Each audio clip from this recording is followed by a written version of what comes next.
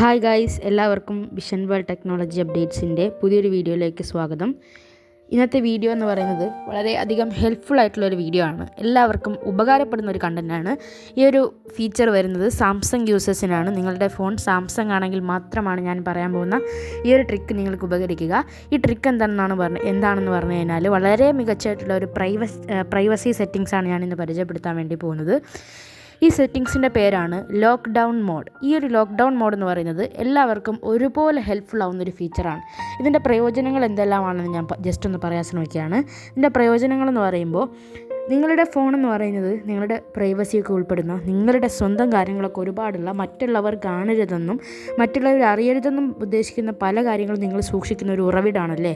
അപ്പോൾ ഈ ഒരു ഫോൺ ഒരാൾക്ക് കിട്ടിക്കഴിഞ്ഞാൽ, അവർക്ക് ഈ ഒരു ഫോൺ നോക്കാനും പരിശോധിക്കാനും പറ്റിക്കഴിഞ്ഞാൽ, നമ്മൾ ഇത്രയും കാലം ഉപയോഗിച്ച് നമ്മൾ എന്തൊക്കെയാണ് ചെയ്തതെന്ന് അവർക്ക് മനസ്സിലാക്കാൻ സാധിക്കും. ഈ ഒരു പ്രശ്നം ഇല്ലാതിരിക്കുന്നതിന് വേണ്ടിയിട്ടാണ് നമ്മൾ ഫോൺ ലോക്ക് ചെയ്ത് ഉപയോഗിക്കുന്നത്.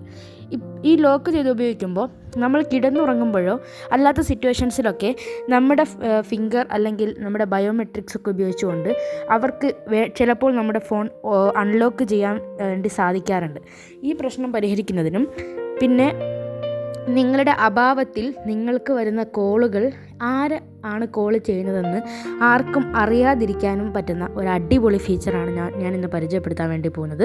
ഈ ഫീച്ചറിൻ്റെ പേരാണ് ലോക്ക്ഡൗൺ മോഡ്. ഈ ഫീച്ചർ എവിടെയാണ് ഉണ്ടാവുക, ഫുൾ ഡീറ്റെയിൽസും നമുക്കൊന്ന് പരിശോധിക്കാം.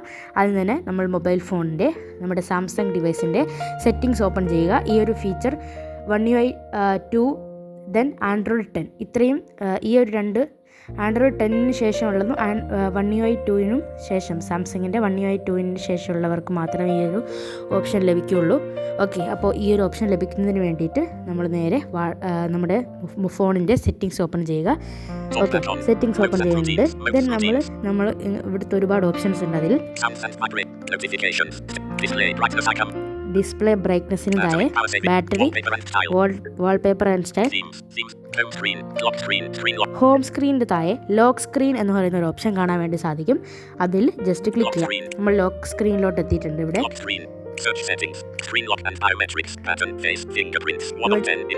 ഒന്നാമത്തെ ഓപ്ഷൻ നമ്മൾക്ക് ലോക്ക് സെറ്റ് ചെയ്യാൻ വേണ്ടിയിട്ടുള്ളതാണ്. രണ്ടാമത്തെ ഓപ്ഷൻ നോക്കണ്ട.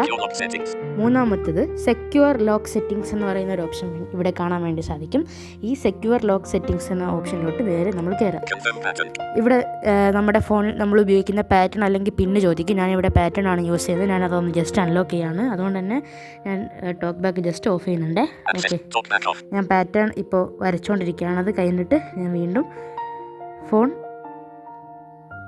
ടോക്ക് ബാക്ക് ഓൺ ആക്കി തരാം. ഓക്കെ, ഇവിടെ ഞാനിപ്പോൾ പാറ്റേൺ വരച്ച് ഈ ഒരു ലോക്ക് സെക്യൂർ ലോക്ക് സെറ്റിങ്സിൻ്റെ അകത്തേക്ക് എത്തിയിട്ടുണ്ട്.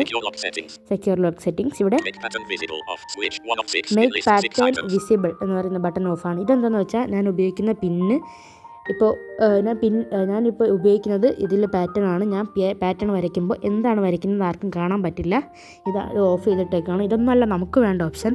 ഇവിടെ ഏറ്റവും താഴെ ലോക്ക് നെറ്റ്വർക്ക്, അതിനും താഴെ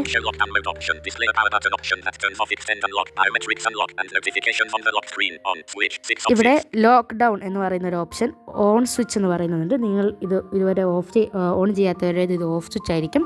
നിങ്ങൾ ഇതൊന്ന് ജസ്റ്റ് ഓൺ ചെയ്യുക. ഇത് ഓൺ ചെയ്യുന്നതോടുകൂടി നമ്മുടെ ഈ ഒരു ലോക്ക്ഡൗൺ മോഡ് ഇവിടെ ആക്ടിവേറ്റ് ആവും. ലോക്ക്ഡൗൺ മോഡ് ആക്ടിവേറ്റ് ആയി കഴിഞ്ഞാൽ നമ്മുടെ പവർ ഓഫ് മെനു, അതായത് നമ്മൾ സ്വിച്ച് ഓഫ് റീസ്റ്റാർട്ടൊക്കെ ആക്കാൻ എടുക്കുന്ന പവർ ഓഫ് മെനു എടുക്കുമ്പോൾ അവിടെ നമുക്ക് നിലവിലുള്ള റീസ്റ്റാർട്ട്, അതുപോലെ തന്നെ സ്വിച്ച് ഓഫിനൊക്കെ പകരമായിട്ട്, പവർ ഓഫിനൊക്കെ പകരമായിട്ട് ലോക്ക്ഡൗൺ എന്ന് പറയുന്നൊരു മോഡ് കാണാൻ വേണ്ടി സാധിക്കും. അതിൽ ജസ്റ്റ് ഡബിൾ ടാപ്പ് ചെയ്യുന്നതോടുകൂടി, അല്ലാതെ അതിൽ ജസ്റ്റ് ക്ലിക്ക് ചെയ്യുന്നതോടുകൂടി തന്നെ ഫോൺ ലോക്കാവും. ശേഷം നമുക്ക് ഒരിക്കലും നമ്മുടെ ബയോമെട്രിക്സ് വെച്ച ആ ഒരു ലോക്ക് സ്ക്രീനിൽ നിന്ന് നമ്മുടെ ഫോൺ അൺലോക്ക് ചെയ്യാൻ സാധിക്കില്ല. മാത്രമല്ല, ഈ സമയത്ത് നമുക്കൊരു കോൾ വന്നു കഴിഞ്ഞാൽ കോളിൻ്റെ റിംഗ് ടോൺ കേൾക്കും എന്നല്ലാതെ ആരാണ് കോൾ ചെയ്തതെന്ന് ആർക്കും മനസ്സിലാക്കാൻ സാധിക്കില്ല.